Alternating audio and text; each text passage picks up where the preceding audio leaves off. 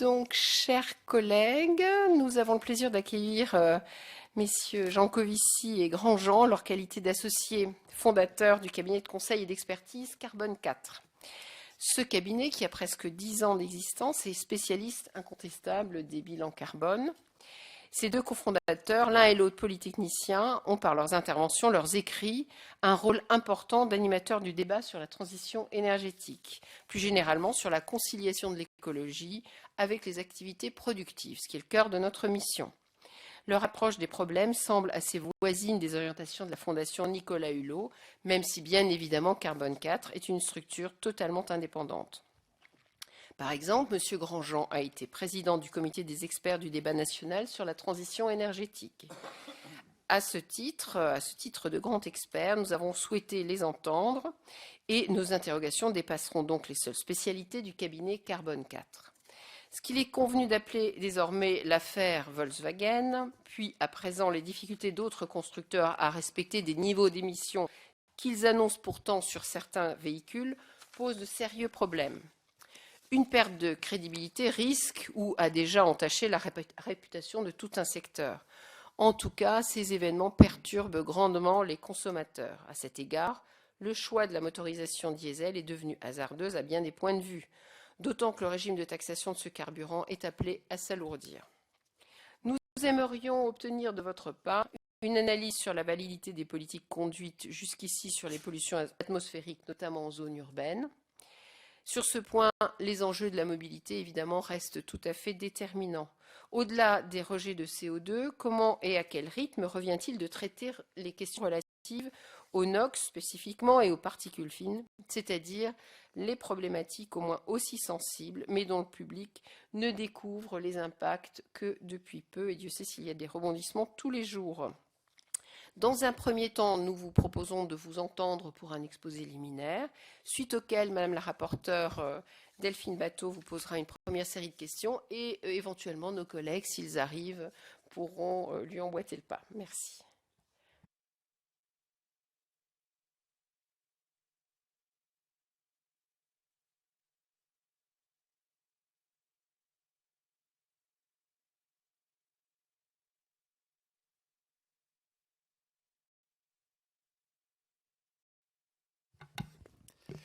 Pardon, pendant que la technique se met en route, donc bonjour à toutes et à tous.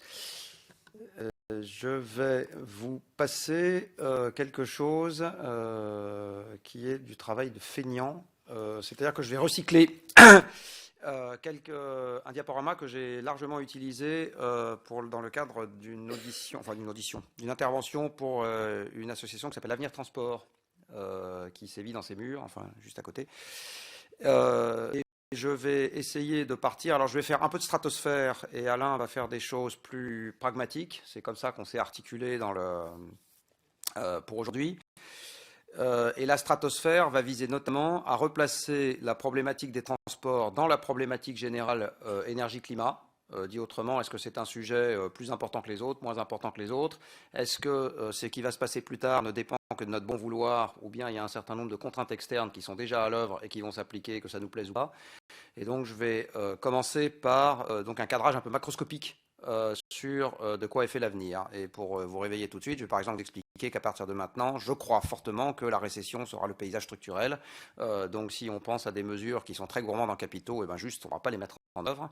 Je crois que le pétrole est déjà contraint en France, et donc même si les gens ont envie d'en consommer plus, ben, il n'y en aura pas plus. Je crois que les raffineries ne sortent pas 0% de diesel et qu'elles ne sortiront pas 0% de diesel. Donc si on dit qu'on veut plus de diesel, ben, on a un petit sujet avec 30% du pétrole utilisé sur Terre, etc., etc. Donc voilà, je vais vous donner un certain nombre de cadrages de cette nature. Et après, la partie, pas parce que c'est nos personnalités, parce que c'est comme ça qu'on s'est arrangé cet après-midi, Alain rentrera vis et boulons plus appropriés avant un échange, j'imagine. Voilà, alors je vais commencer par revenir au grand succès diplomatique de décembre qui s'appelle l'accord de Paris. L'accord de Paris, vous en avez évidemment entendu parler. Je me suis permis une petite taquinerie en guise de commentaire sur cet accord dans une chronique récente dans Les Échos que j'ai titrée « Victoire reste à faire ». C'est à peu près ce que je vais vous expliquer maintenant. Vous avez une droite qui est absolument capitale quand on cherche à relier les conséquences environnementales futures à nos actions d'aujourd'hui, qui est ce graphique d'apparence austère tiré d'un rapport du GIEC que je vous présente maintenant. Ce graphique, il dit une chose. Si vous regardez l'axe du haut, vous avez une graduation qui concerne les émissions que les hommes feront entre 1850 et 2100. Donc c'est des milliers de milliards de tonnes de CO2. Et si vous êtes à cet endroit sur l'axe, ça veut dire que vous avez émis 1000 milliards de tonnes de CO2 entre 1850 et 2100, là 2000, là 3000, etc. Il se trouve qu'à fin 2015, on en avait émis à peu près 2000 qui viennent, comme vous pouvez le voir sur la décomposition de droite, du charbon. On a un énorme sujet dans le monde avec la production électrique au charbon, de la déforestation, du pétrole et du gaz. Vous voyez tout de suite que le pétrole n'est pas le seul sujet dans le changement climatique. Donc, quand dans les allées de Copenhague, il y avait des tas d'associations qui se baladaient en disant le pétrole tue le climat, il y contribue, mais il n'est pas le seul acteur dans cette affaire.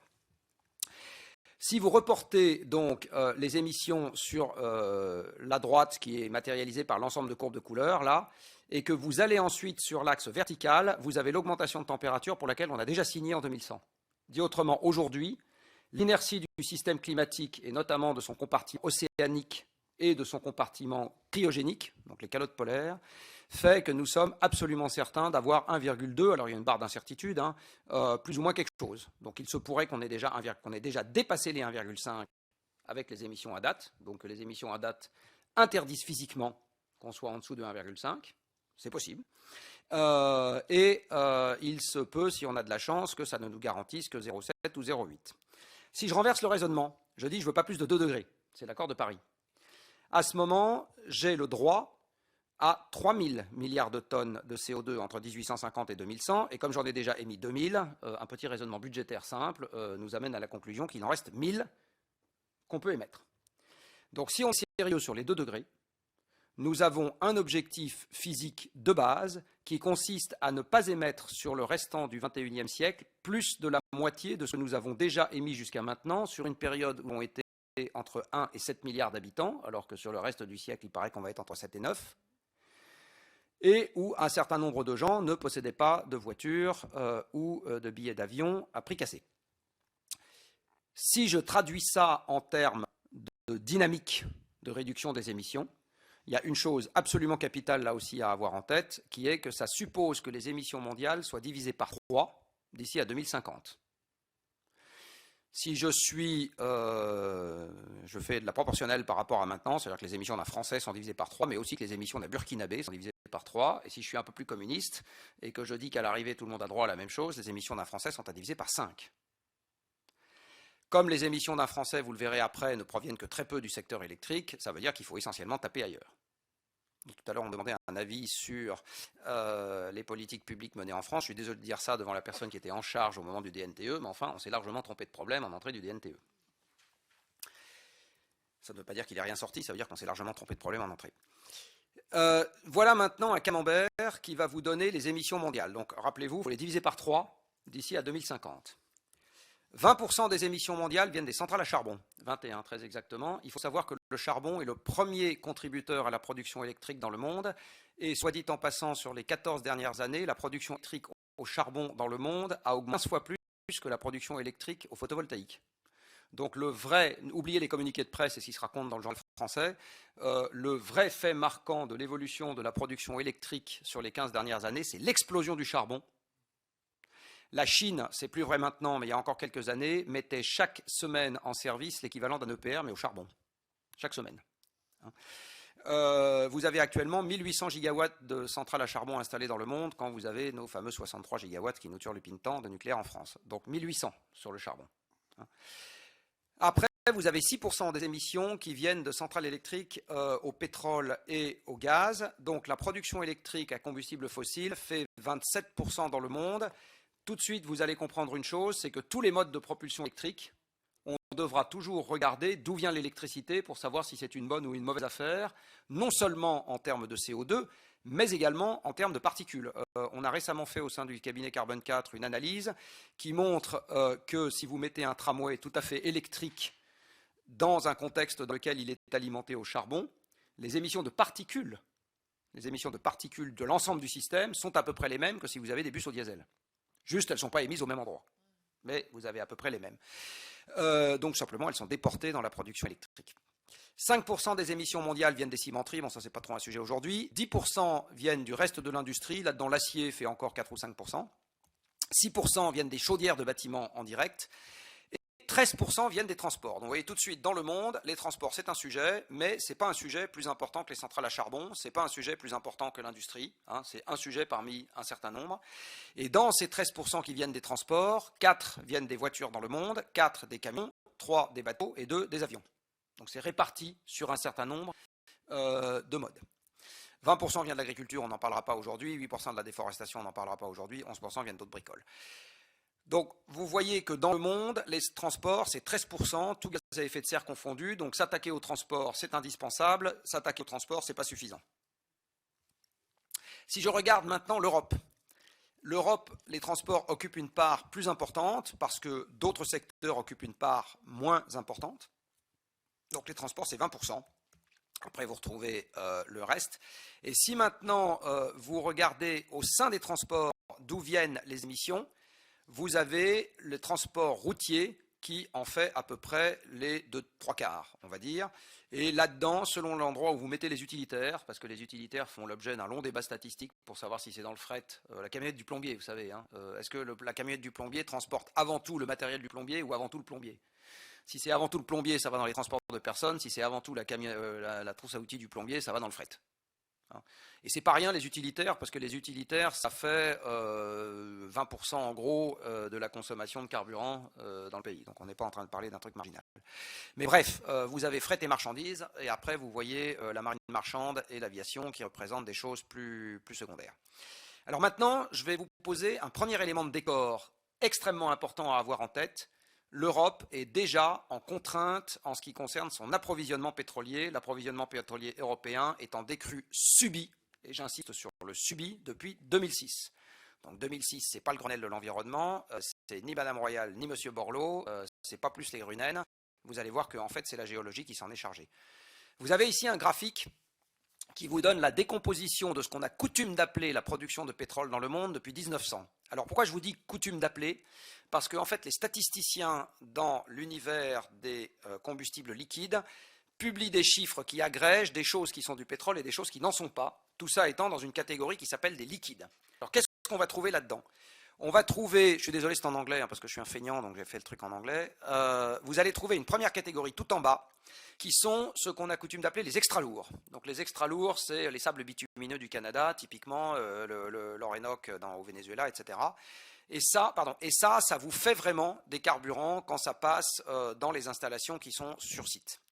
Au-dessus, vous allez trouver le vrai pétrole. Alors le vrai pétrole crude, là, pétrole brut, c'est ce qui sort vraiment sous forme de pétrole. Donc vous faites un trou dans un gisement de pétrole et il en ressort vraiment du pétrole.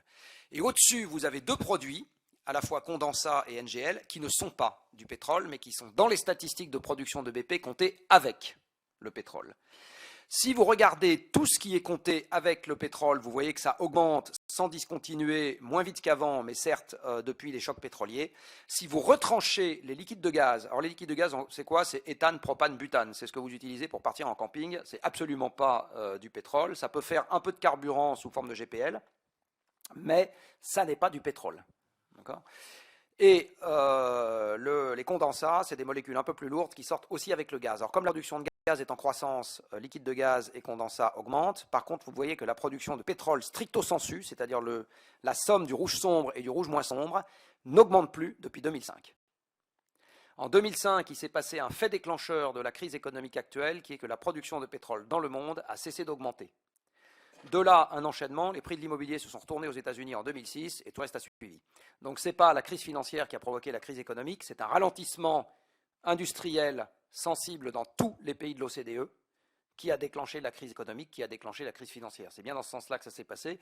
Soit dit en passant, les mêmes causes vont produire les mêmes effets. Le bas du pétrole en ce moment va contraindre l'offre à la baisse parce qu'un certain nombre de projets ne sont pas rentables et les investissements arrêtent d'être faits. La production va cesser de croître ou décroître dans un certain nombre de zones, c'est déjà le cas aux États-Unis.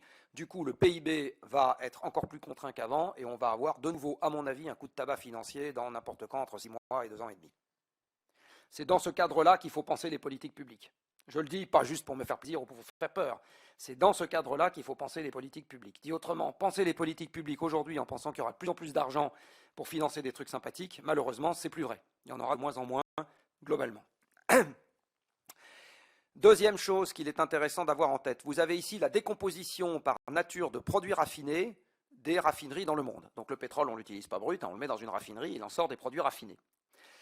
Ce que vous voyez, c'est que depuis 1965, la part des produits légers, alors qu'est-ce qu'on met dans les produits légers? C'est GPL, naphtha, qui est le produit utilisé en pétrochimie, et l'essence, c'est flat, aux alentours de 30%. Au-dessus, vous avez fuel et diesel, et j'ai oublié de le mentionner, kérosène, donc le jet fuel, et vous voyez que c'est légèrement croissant, mais pas tellement, ça augmente un tout petit peu. Et donc, fuel et diesel, c'est le même produit, pétrolier. Et là, premier renseignement pour la mission, si on dit le diesel, on n'en veut plus, bah, il va continuer à sortir des raffineries. Donc vous faites un grand trou quelque part et vous le mettez dedans, puisque je ne vois pas trop ce que vous allez faire d'autre. Le parc mondial de raffineries, on ne va pas comme ça changer les coupes de raffinerie. Les coupes de raffinerie, ça ne se change pas. Les raffineries, c'est des installations de distillation. C'est des trucs extrêmement capitalistiques. Une raffinerie, ça vaut quelques milliards d'euros pièce. On n'arrive pas comme ça overnight en disant bah là, ça ne me plaît plus, je n'ai pas envie de diesel, je voudrais autre chose, des ours en peluche. Non, non, d'accord, ça reste comme ça. Et vous voyez au-dessus les produits lourds, qui sont à la fois le fuel lourd, qui sert surtout dans la marine marchande et un peu dans l'industrie, et bitume et lubrifiant, qui occupent à nouveau un tiers, plus ou moins quelque chose. Donc il faut bien voir que le carburant qui vous intéresse aujourd'hui représente un tiers du pétrole produit dans le monde. Un tiers. À partir du moment où le pétrole est déjà en décrue d'approvisionnement, dire qu'on va se passer de ce tiers-là est possible. Physiquement, ça ne pose aucun problème. Par contre, il faut voir que la contrepartie en termes de contraintes immédiates sur la mobilité, elle est réelle. Parce que ça ne sera pas remplacé par autre chose rapidement. Autre point que je veux développer devant vous. Alors je vous ai dit, l'Europe est déjà en approvisionnement pétrolier contraint à la baisse. Je vous montrerai la courbe après. Vous allez me dire, il raconte n'importe quoi. Si c'était contraint à la baisse, ça devrait devenir très cher. Eh bien, la réponse à cette question légitime, c'est que malheureusement, ça ne marche pas comme ça, car il n'y a pas, alors ça c'est un autre truc très désagréable à entendre, il n'y a pas d'élasticité long terme entre prix et volume sur le pétrole. Dit autrement, tout ce qu'on a pu apprendre en cours d'économie sur le fait que s'il y en a moins, c'est plus cher, et s'il y en a plus, c'est moins cher, ça marche à court terme. Donc si à très court terme, vous diminuez rapidement l'offre pétrolière suffisamment, les prix remontent, mais ça dure 6 mois, 1 an et demi, le temps de casser la machine économique, et après il se passe n'importe quoi. Donc il n'existe pas d'élasticité long terme prix-volume. Et je veux bien parier une bouteille de champagne avec n'importe qui dans cette pièce que je n'ai jamais dit nulle part qu'un pétrole contraint allait devenir de plus en plus cher de manière indéfinie. Et je ne l'ai pas dit parce que je ne le pense pas. Vous avez ici donc un graphique sur lequel j'ai reporté, alors c'est très simple, les données sont publiques, j'ai reporté en abscisse la quantité de pétrole consommée dans le monde et en ordonnée le prix du baril en monnaie constante.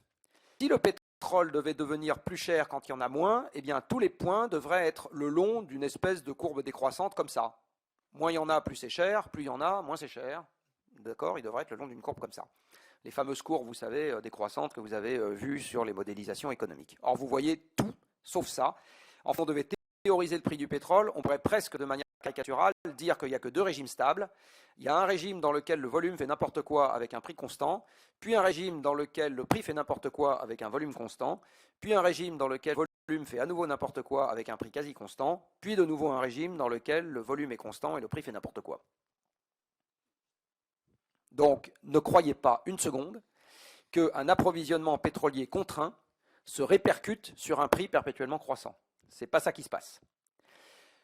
La manière dont le système s'organise, on n'aura pas le temps de développer aujourd'hui, mais en tout cas c'est la conclusion à laquelle je suis arrivé, et ça a très bien marché à la fois en 2007 et en 2011, et je pense que malheureusement ça va remarcher maintenant, c'est qu'un approvisionnement contraint à la baisse vous fait une récession.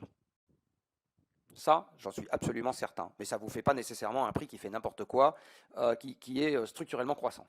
Il est croissant transitoirement, ça oui, après on ne sait pas. Et par ailleurs, il faut retenir une chose importante. Alain et moi avons commis un ouvrage, on s'est fiancés à se marier, et nos fiançailles ont pris la forme d'un ouvrage qui s'appelait Le plein s'il vous plaît, dont je me rappelle très bien que mon éditeur de l'époque, enfin notre éditeur de l'époque, avait fait un livre par député présent à l'Assemblée. Il y en a probablement certains qui sont encore là aujourd'hui, je ne sais pas si vous l'avez lu, probablement que non, je le regrette, dans lequel on expliquait que la taxe carbone était le meilleur impôt qui soit. Et c'était entre autres choses, et c'est sur la base de cet argument, soit dit en passant, que j'ai convaincu l'éditorialiste le plus libéral des Échos d'y adhérer, c'est un moyen de conserver la rente chez soi. Il faut bien voir que si les carburants ne sont pas taxés, à chaque hausse du prix de marché, c'est le producteur qui encaisse la rente. Si vous taxez le carburant chez vous, c'est vous qui gardez la rente. Et alors, quelque chose que j'ai coutume de dire, c'est on peut dire ce qu'on veut sur les fonctionnaires français qui sont une bande d'incapables, mais enfin, à tout prendre, je préfère financer les fonctionnaires incapables de chez moi que les fonctionnaires incapables des autres. Donc il faut bien comprendre que la taxe carbone protège le consommateur. Elle ne le saigne pas, elle le protège. C'est une prime d'assurance, la taxe carbone. Et c'est obligatoire de payer les assurances. Et on n'a jamais dit que payer les assurances, de manière obligatoire, était diminuer le pouvoir d'achat d'une manière scandaleuse. Et je regrette amèrement que la baisse actuelle du pétrole, on n'en ait pas profité pour dire on va se partager la baisse. Il y avait un argument, c'était politiquement tellement simple. On ne va pas vous saigner, on va se partager la baisse. Et crac, on remontait la fiscalité sur le carbone. Hein, voilà, ça je pense que c'est quelque chose pour lequel nos enfants ne nous diront pas merci. Donc je reviens à mon histoire de pétrole. La meilleure démonstration que le prix n'est pas prévisible, parce que tous ceux qui s'essayent à des prévisions de prix racontent n'importe quoi. Vous avez ici le prix du pétrole tel qu'il a vraiment été en monnaie constante, c'est la courbe bleue que vous avez sur ce graphique, donc la courbe bleue que vous voyez là. Et tous les traits de couleur autres sont les projections de prix à date faites par l'Agence internationale de l'énergie entre 2003 et 2014. Bon, si on a chez Carbone 4 un ingénieur qui s'amuse à nous faire des simulations de cette nature, ou un directeur du marketing qui s'amuse à nous faire des prévisions de vente de cette nature, je peux vous assurer qu'il n'y restera pas longtemps. L'AIE continue à faire tous les ans des projections de prix religieusement reprises par Le Monde. J'ai envoyé au journaliste du Monde qui a repris ce truc-là, ce graphique, en lui disant une projection de prix de l'AIE est un non-événement absolu. Je pense que vous devriez faire un papier sur le fait que c'est un non-événement absolu. Je vous assure qu'il n'a pas fait le papier.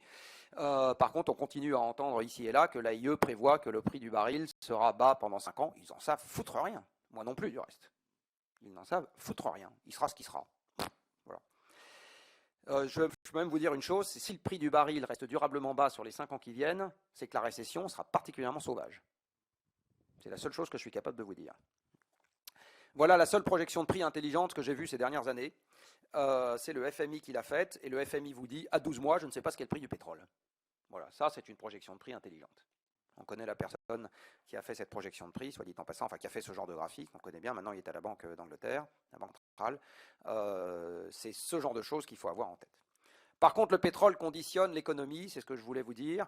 Vous avez ici, alors ça, ce n'est pas la preuve, mais c'est la conséquence logique du raisonnement. Vous avez ici un graphique sur lequel j'ai reporté en rouge la variation de la production mondiale de pétrole en volume. Donc c'est le nombre de barils qui sont produits. Et en bleu, vous avez la variation du PIB par personne en moyenne mondiale. Il y a le meilleur indicateur avancé que vous ayez aujourd'hui. Et c'est un indicateur avancé, j'insiste, vous voyez, il y a un petit décalage, le pétrole précède le PIB, c'est la variation de pétrole dans le monde. Donc je vous le redis, bas prix du pétrole, le shale oil commence à décroître, les tar sands, tous les projets sont remis sur étagère, les investissements de Enhanced Oil Recovery dans les gisements matures sont remis sur étagère, donc la production va se tasser, donc le PIB va se tasser. Or vous allez voir après la tête de l'endettement sur les 6 ou 7 dernières années, donc il va se passer quelque chose. Je ne sais pas où, quand, comment, mais c'est quelque chose. Mon seul souhait, c'est que ça se passe avant 2017, enfin avant mai 2017, parce que sinon, il va encore y avoir quelqu'un qui va faire des promesses fantaisistes et on aura la gueule de bois rapidement derrière. Voilà ce que je voulais vous dire sur l'approvisionnement européen en pétrole. Vous avez ici la décomposition de l'approvisionnement européen en pétrole. Oui, j'ai oublié de vous dire, Alain et moi, on fait souvent good cop, bad cop, donc vous avez compris à qui vous avez affaire en premier. Vous avez ici l'approvisionnement européen en pétrole depuis 1965. Alors ce que vous voyez, c'est que avant les chocs pétroliers, ça venait pour l'essentiel des importations. Puis après les chocs pétroliers, la mer du Nord s'est développée et passé par un maximum en 2000. Donc le pic pétrolier, ça existe, je l'ai rencontré, malgré la hausse du prix du baril, parce qu'en 2006, le prix est remonté très fort. Donc là, je peux vous dire que les investissements, ils sont allés à fond. Ils produisent un peu maintenant, là vous voyez le déclin c'est un peu tassé, mais enfin bon, il va continuer. Et vous avez les importations en vert, et vous voyez qu'au moment où la production mondiale de pétrole atteint un plateau, les importations se mettent à être déclinantes, elles sont contraintes à la baisse, parce que dans une marmite dont la taille n'augmente plus, le fait que les émergents et les consommateurs des pays producteurs se servent de plus en plus, ça en laisse de moins en moins sur le marché international pour les importateurs historiques. Nous avons perdu depuis 2006, et ça n'est pas le fruit d'une politique publique, 20% quasiment du pétrole disponible en Europe. D'où la raison pour laquelle, depuis 2007, la production industrielle décline dans tous les pays européens, sauf l'Allemagne. Et ce n'est pas le fait que Montebourg est un abruti, c'est juste le fait que de moins en moins de pétrole fait qu'on a de moins en moins de camions qui circulent, ça grippe un peu la machine industrielle, et on produit de moins en moins. Et ça va continuer. Et ça va continuer. Ceci, allons avec cela, vous avez ici la variation du PIB européen depuis 50 ans. Vous voyez, ça c'est les 30 glorieuses, quand mes parents ont acheté leur maison pour 3 fois rien. Après, on a eu les chocs pétroliers. Donc la moyenne de la croissance du PIB pendant les 30 glorieuses, 5%. La moyenne pendant les 30 ans qu'ont suivi les chocs pétroliers jusqu'en 2007, 2%. Et la moyenne depuis le choc de 2007-2008, c'est-à-dire depuis que la production de pétrole mondiale s'arrête de croître, 0. Voilà. Et quand vous regardez la tendance sur ce taux de croissance, je ne suis pas sûr que je parierais mon dernier euro d'économie sur le fait que ça va repartir à la hausse. Hein?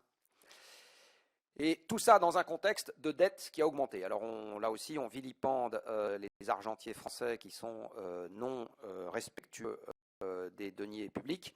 Vous voyez qu'à partir de 2007, ici, là, vous avez un boost dans l'accroissement de l'endettement, mais enfin, vous avez exactement la même chose en Grande-Bretagne, et même en bien pire, puisqu'on faisait 40% à 90% du PIB sur la dette publique, et les États-Unis, champions toutes catégories, ont doublé leur dette publique entre 2007 et 2013. Et je vais finir là-dessus. Avant les chocs pétroliers, dans tous les pays de l'OCDE, là je vous le montre pour les États-Unis, mais c'est vrai pour tous les pays de l'OCDE, le rythme de croissance de l'énergie vous donnait le rythme de croissance de la production industrielle qui vous donnait le rythme de croissance du PIB. Si je prends l'énergie en rouge, le PIB en brun, la production industrielle en brun, le PIB en bleu et l'endettement fédéral en vert, vous voyez que bleu, brun et rouge sont indiscernables, ils se recouvrent totalement avant les chocs pétroliers. Dit autrement, vous avez plus d'énergie, vous avez plus de production industrielle, vous avez plus de PIB. Après les chocs pétroliers, vous voyez que l'énergie se met à croître moins vite et en apparence on dématérialise, ce qui est une excellente affaire, sauf que la dématérialisation va de pair avec une croissance de la dette. Et là aussi, j'ai une conviction que je n'aurai pas le temps de développer aujourd'hui, qui est qu'une partie de cette dématérialisation, elle est indissociable d'une croissance de la dette parce que c'est de l'inflation d'actifs.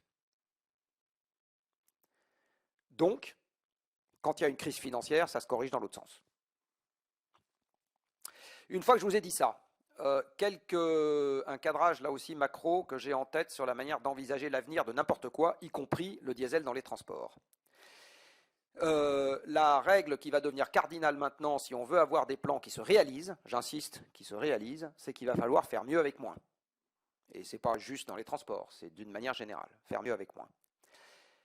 Toutes les projections de trafic qui basent soit la construction d'infrastructures, soit les substitutions de parcs, soit etc., doivent s'envisager avec des trafics stables ou décroissants.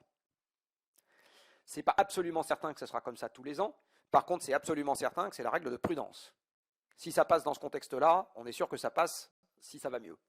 Par contre, si on compte sur le fait que ça aille mieux pour que ça passe, ça ne marchera pas. Dernier point, vous avez constaté que les taux longs étaient devenus nuls. L'avenir nous intéresse quand même un peu. Donc là aussi, dans tous les calculs des bilans socio-économiques, c'est un truc qui nous amuse beaucoup, Alain et moi, j'ai un avis qu'il faut qu'on actualise avec un taux nul. Et vous verrez que ça change un tout petit peu l'ordre de mérite des choses qu'on peut faire. Quelque chose qui est absolument central, c'est que la technologie ne réglera pas tout.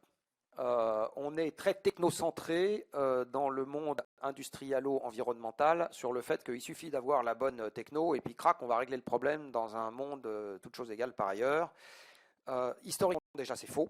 En général, la technologie a rajouté des usages les uns sur les autres beaucoup plus qu'elle n'a réglé des problèmes de manière globale. Et donc il faut prononcer des gros mots. Les gros mots s'appellent fiscalité, les gros mots s'appellent réglementation, les gros mots peuvent s'appeler obligation ou interdiction. Dans cet excellent livre que j'ai mentionné tout à l'heure, on a rappelé, le plein s'il vous plaît, on a rappelé que la subvention vide à l'aise de l'État alors que la fiscalité les remplit. Il serait bon de ne pas l'oublier à un moment où, comme je le disais tout à l'heure, le PIB n'augmentera plus et plus on s'endette, plus on dit aux gens qu'un jour leur assurance vie ne vaudra plus rien, parce que c'est bien ça qu'il faut comprendre. Dans un monde sans inflation, l'apurement de la dette, c'est le défaut. Et le défaut, c'est que vous prenez votre assurance vie si vous en avez, puis un jour on vous dit, mon bon monsieur, ma brave dame, j'ai une bonne nouvelle pour vous, ça valait quelque chose, ça vaut zéro. Voilà, ça c'est un défaut obligataire sur la dette souveraine. Et ça finira par arriver. Je ne sais pas vous dire quand, je ne sais pas vous dire comment, je ne sais pas vous dire si ce sera grave ou pas, mais c'est évident que ça finira par arriver. Et donc, les ingénieurs que nous sommes vous disent, on adore bosser dans le secteur dans lequel on bosse, moi je ne changerai pour rien au monde, ne comptez pas sur nous pour sauver le monde, nous tout seuls. Ça ne marchera pas. Dernier point, et c'est le chapitre 1 du dernier bouquin que mon éditeur n'est pas assez riche pour avoir envoyé à tous les députés de cette assemblée, quand il sortira en poche peut-être, de l'arithmétique de base. Dans un monde sans croissance, vous ne savez pas donner plus à gauche sans donner moins à droite. Impossible. Si vous dépensez 100 par an et qu'un budget augmente dans les 100 par an, les autres diminuent inexorablement. Le monde en croissance dont nous sortons est un monde facile, parce que vous pouvez régler les nouveaux problèmes sans vous démunir des moyens qui ont servi à régler les problèmes précédents. Dans un monde sans croissance, ça n'est plus possible. Donc on va devoir faire des choix, on va devoir les partager avec la population, sinon on ne sera plus en démocratie. Pas qu'on veuille, je veux dire, on va en sortir par la force. Donc il va y avoir un sujet de choix. Voilà.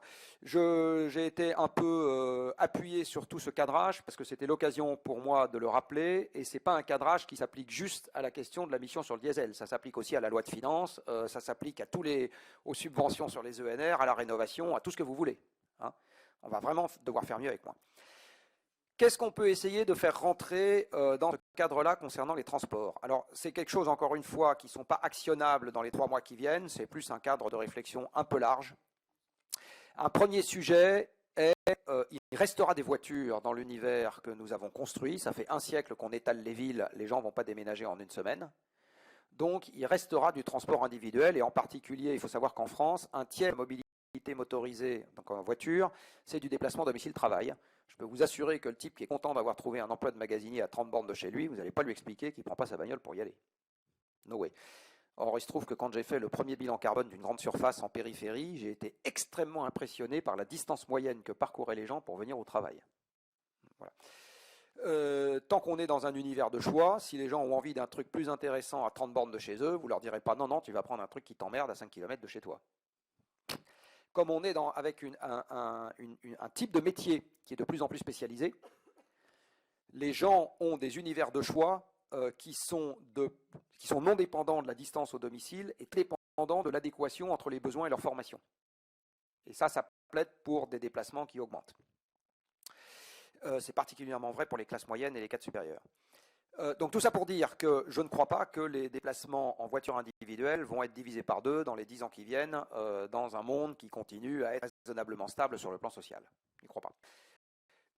Du coup, ce que je crois, c'est qu'une des choses qu'il faut faire de manière absolument urgente, indépendamment du type de carburant utilisé, mais du coup ça veut dire que toutes les émissions de tous les carburants concernés baissent, c'est diminuer très rapidement la consommation unitaire des voitures. La physique étant ce qu'elle est, je vous rappelle que E égale 1,5 de mv2, donc la physique étant ce qu'elle est, vous ne pouvez pas faire ça sans baisser la masse et la puissance des véhicules en circulation. Et aujourd'hui, sans faire de la pub pour personne, le truc qui passe à peu près la rampe, c'est une 2 chevaux hybridée à l'air comprimé, donc typiquement ce que c'est faire Peugeot, ça vous fait du 2 litres au 100 sans trop de problème. Donc vous refaites des voitures qui font 500 kg, qui font 110 ou 120 km/h de vitesse de pointe, qui ont un moteur de 30 chevaux, et avec la technologie moderne, on sait les amener à 2 litres au 100 sans aucun problème. Mais il faut l'incitation fiscalo-réglementaire pour que les gens achètent ça, et pas autre chose. Donc il faut remettre en place la vignette ou quelque chose qui y ressemble, un bonus-malus annuel si vous voulez. Il faut mettre en place des casse, mais qui ont un delta très fort entre la consommation de la voiture abandonnée et la consommation de la voiture achetée. Il faut qu'il y ait un écart qui soit vraiment très conséquent.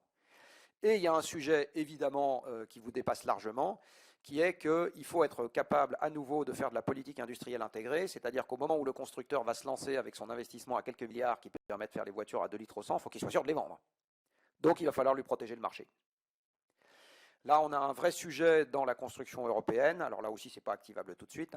On a un sujet dans la construction européenne qui est qu'on devrait plaider pour le fait que quand on doit sauver le climat ou sauvegarder l'approvisionnement énergétique européen, on a le droit de faire des entorses à la fameuse sacro-sainte règle de la libre concurrence, qui en fait ne sert qu'à mettre un épérideau de brouillard pour tous les investissements de long terme que du coup on ne fera pas. Donc la voiture à 2 litres au 100, il faut y aller le plus vite possible, le plus fort possible. Ce n'est pas une solution en particulier pour le diesel, mais c'est aussi une solution pour le diesel, puisque si on diminue toutes les consommations de tout, on utilise en particulier moins de diesel. Et par ailleurs, quand vous avez baissé l'assiette des consommations, les substitutions sont beaucoup plus faciles. Une fois que vous avez amené les voitures à 2 litres au 100, c'est plus facile de remplacer l'essence par du méthane, de l'électricité ou ce que vous voulez, que quand elles sont à 6 litres. Vous avez 3 fois moins d'énergie à substituer. Deuxième chose qu'il faut encourager très largement, vous connaissez l'exemple de Madrid. Madrid a mis en place un système de bus périurbains qui ont permis à l'agglomération, le Grand Madrid, un peu l'équivalent de l'Île-de-France, on va dire, d'avoir un taux d'utilisation des transports en commun dans les déplacements motorisés qui est le meilleur d'Europe. Meilleur d'Europe. Ils sont très loin devant les Hollandais et le fameux vélo d'Amsterdam. Si vous regardez, non pas le centre-ville d'Amsterdam, mais la conurbation urbaine au sens large. Cette affaire se place de la manière suivante. Le bus a une boucle de ramassage à 20 ou 30 km du périphérique. Ensuite, il fait un trajet d'une seule traite jusqu'à la station de métro la plus externe du métro madrilène. Et là, il y a une gare intermodale avec les bus qui rentrent au sous-sol. Les gens, ils montent un étage, ils prennent le métro ou là, ça dépend comment est configuré les lieux. Et crac, les gens repassent sur un mode lourd. On pourrait faire ça en Île-de-France, pour prendre une région que vous connaissez un peu, puisque vous y êtes au moins 2 ou 3 jours par semaine, où on pourrait mettre des bus périurbains tout autour de l'agglomération parisienne, avec des connexions au mode lourd, et des aménagements évidemment qui seraient nécessaires sur les gares de RER ou les... Voilà, donc ça c'est un truc, et ça c'est très très lourd, c'est très peu lourd en CAPEX. Un bus ça coûte rien, un arrêt de bus ça coûte rien, c'est quelque chose qui peut se mettre en œuvre extrêmement rapidement, et ça offre de la mobilité pour les déplacements du quotidien, très vite, à des gens qui aujourd'hui sont en train d'être chassés de la mobilité en voiture.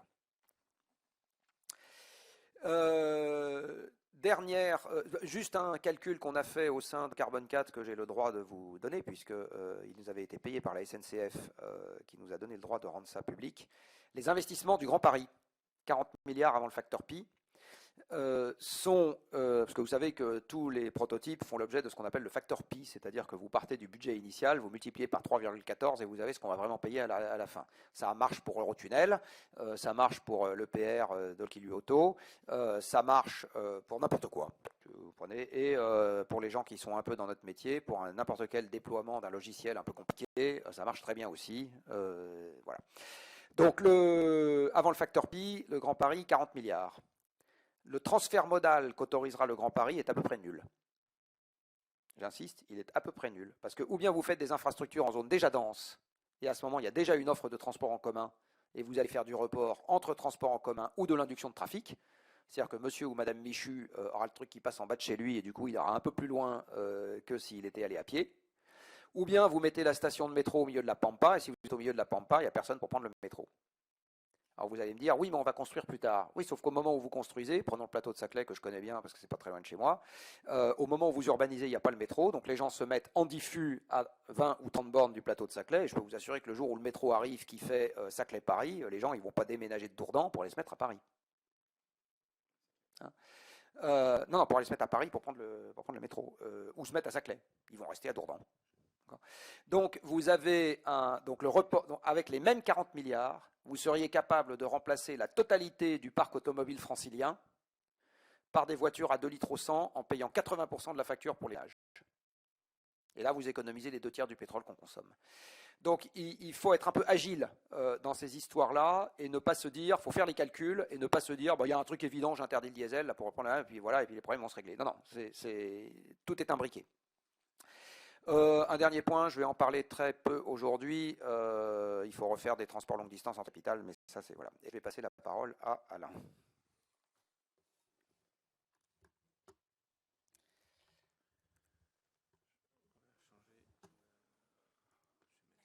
Oui, absolument. Merci de votre attention. On va descendre un peu en niveau de considération, mais rester là collé sur la mobilité.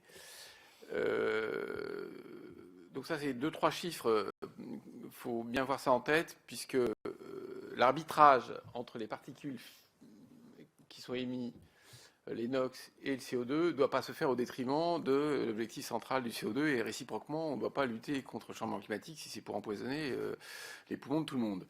Donc le secteur de transport est le deuxième secteur consommateur d'énergie. Il représente 30% des émissions de gaz à effet de serre et c'est essentiellement lié à la consommation de pétrole. C'est pour ça que Jean-Marc parlait énormément de pétrole dans la présentation précédente. Là, c'est un chiffre qui permet d'argumenter sur le fait que c'est très sympa de penser qu'on va se passer de voitures dans les années qui viennent. Ça fait juste 25 ans qu'on est toujours à 83% des passagers kilomètres qui sont en voiture. C'est incroyablement stable. Donc ça ne veut pas dire que ça ne va pas baisser, mais c'est quand même très très stable. Vous voyez, même quand la croissance des transports en milliards de voyageurs kilomètres a baissé dans sa croissance, hein, pas dans son volume, les parts modales relatives ont vraiment pas beaucoup bougé. C'est aussi pour ça que forcément, vous êtes obligé de vous occuper de ce sujet-là. Ça a une banalité pour vous, mais vous rappelez qu'au moment du Grenelle de l'environnement, on avait des grands espoirs dans le report vers le fer, etc. On n'y est pas encore tout à fait. Il y a une bonne nouvelle.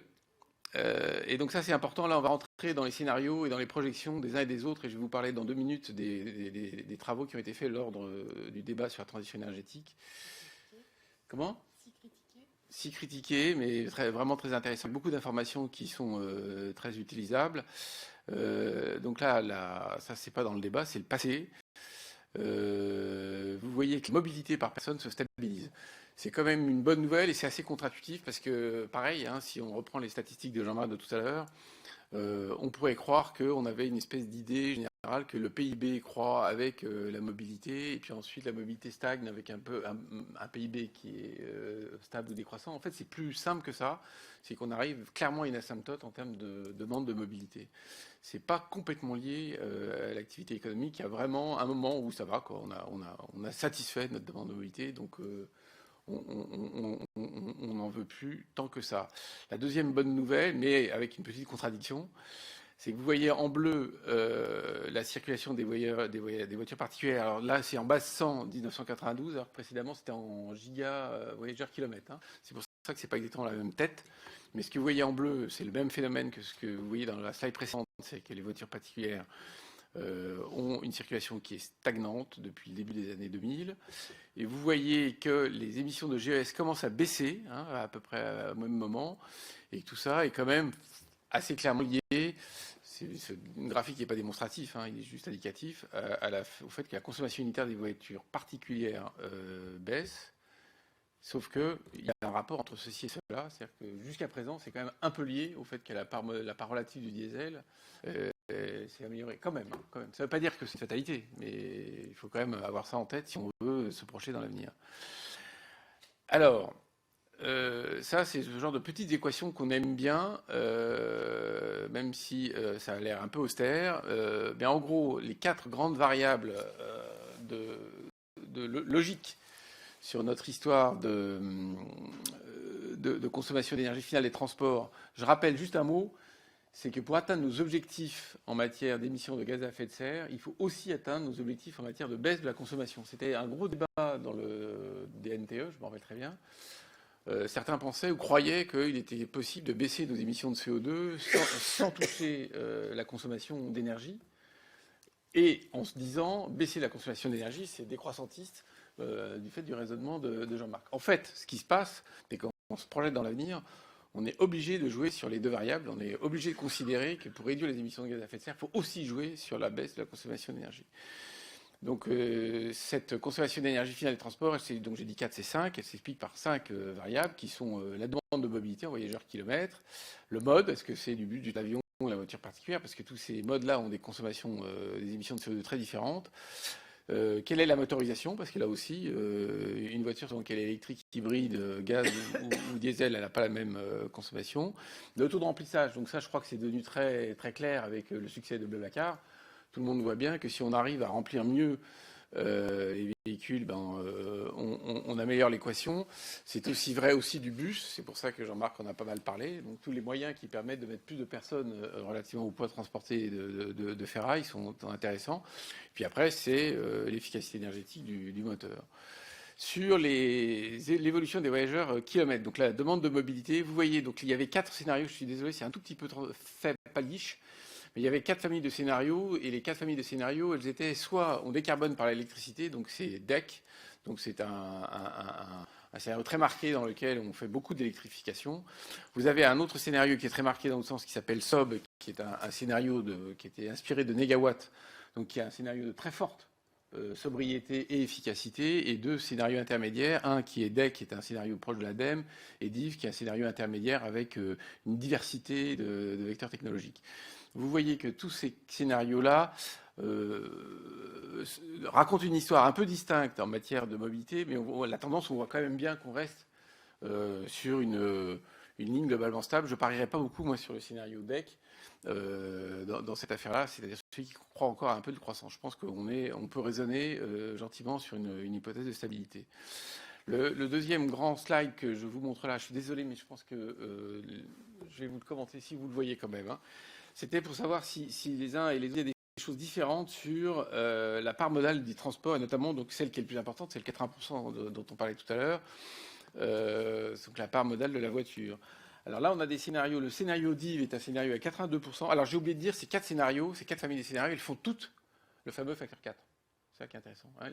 Elles permettent toutes, c'est des familles très comptées de pensée, de réflexion, de trajectoire, qui permettent tous d'arriver à une baisse très forte des émissions de gaz à effet de serre. Là, ce qu'on voit, c'est qu'il y a un scénario, le scénario DIV, qui parie sur une stabilité de la part modale de la voiture, et les 2 autres scénarios, SOB et F, qui envisagent une baisse, mais vous voyez, c'est quand même très intéressant de regarder le type de chiffre qui manipule.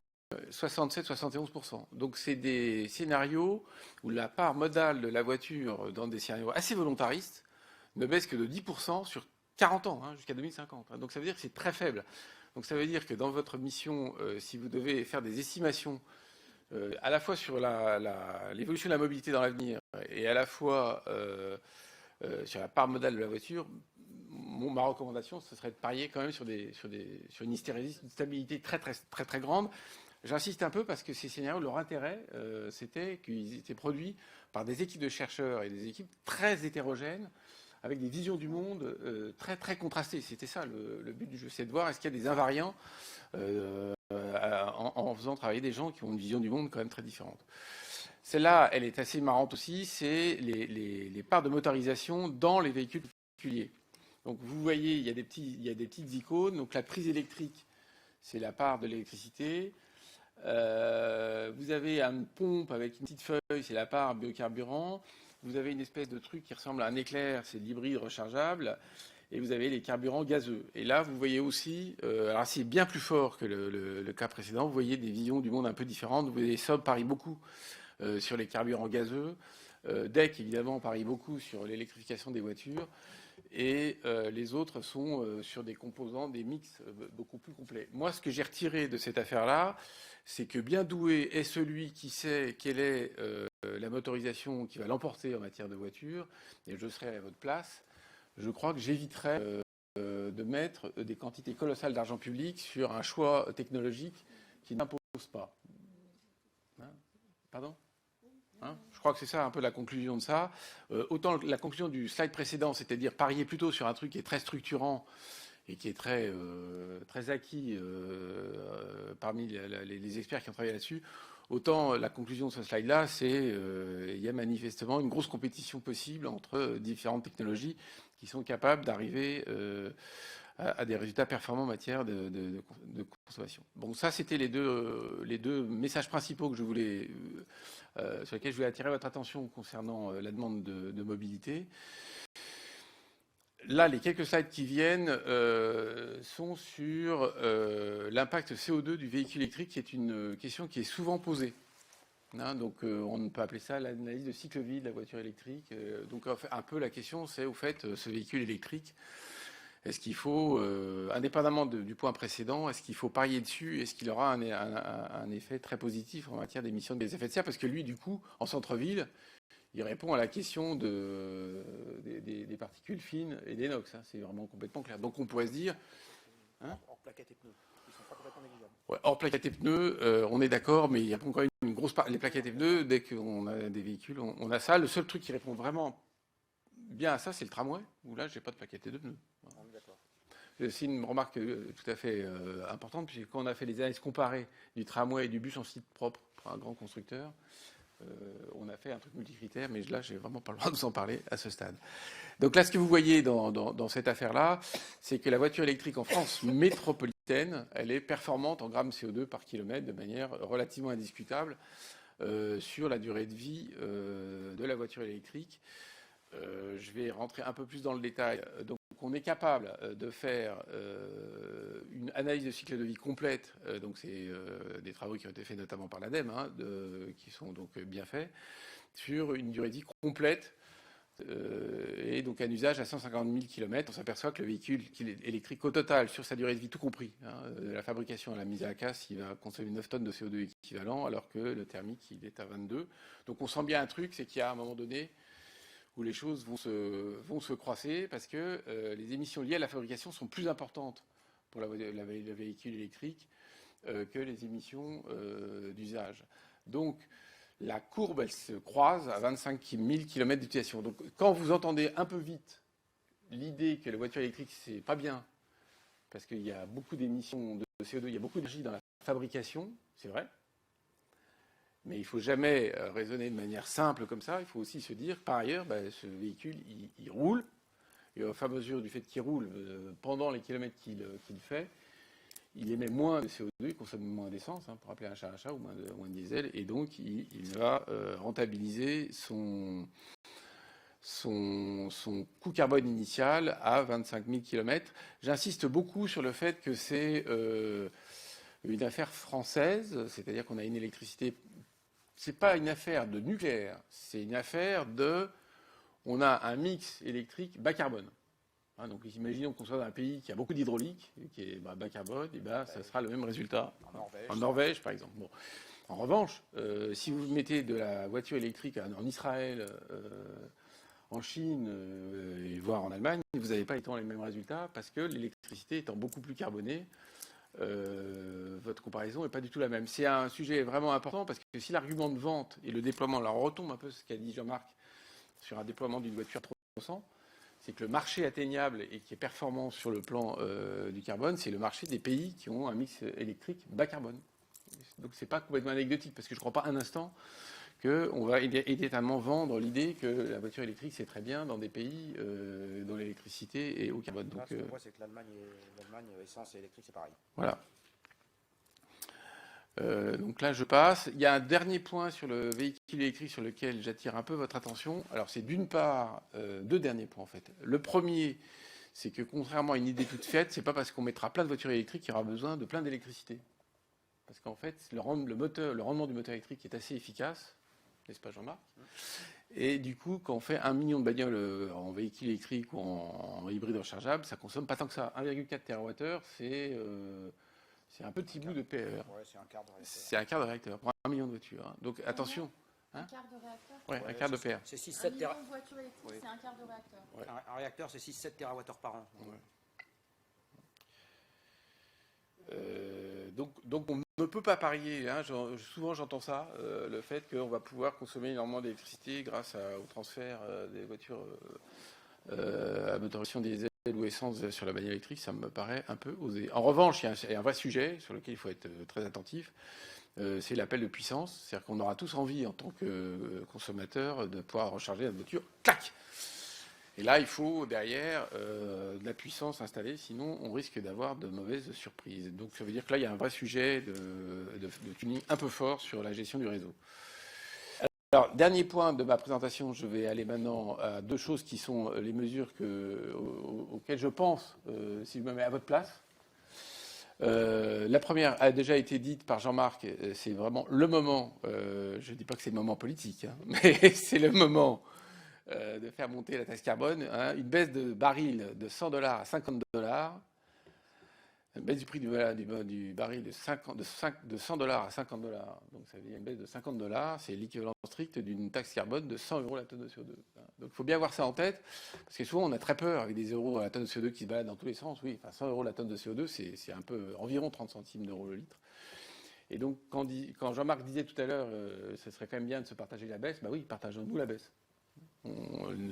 Chacun d'entre nous, les consommateurs, ont profité d'une baisse historique. Si on n'arrive pas à faire remonter la taxe carbone maintenant, je ne sais pas bien quand est-ce qu'on va y arriver. Or, redisons et redisons encore que cet instrument est l'un des meilleurs pour déplacer l'offre de voitures. C'est bien grâce à l'ex-TIPP et la TICPE que les constructeurs ont, en Europe, globalement, produit des voitures qui sont moins consommatrices que celles qui ont été produites aux États-Unis. Donc c'est vraiment un sujet clé de l'affaire. Maintenant, je rentre dans des petites mesures dont certaines vont vous faire marrer et d'autres moins, je pense. Baisser la vitesse limite sur les routes et les autoroutes me paraît, déjà évoqué par Jean-Marc, mais me paraît une très bonne incitation, et même une incitation magistrale pour que nos constructeurs fassent des voitures qui consomment moins et qui sont plus légères. Donc je parle de la partie de l'évolution de l'offre de voitures qui est celle qui consiste à faire des voitures basse consommation, les fameuses 2 litres au 100. Forcément, il faudra qu'elles soient un peu plus légères. Il y aura forcément des problèmes de sécurité, et donc si vous faites rouler des voitures plus légères, c'est vraiment très dangereux. Si elles roulent vraiment vite ou si elles roulent en face de voitures un peu lourdes qui sont un peu rapides pour les raisons de physique racontées tout à l'heure. C'est-à-dire que l'énergie cinétique est proportionnelle au carré de la vitesse.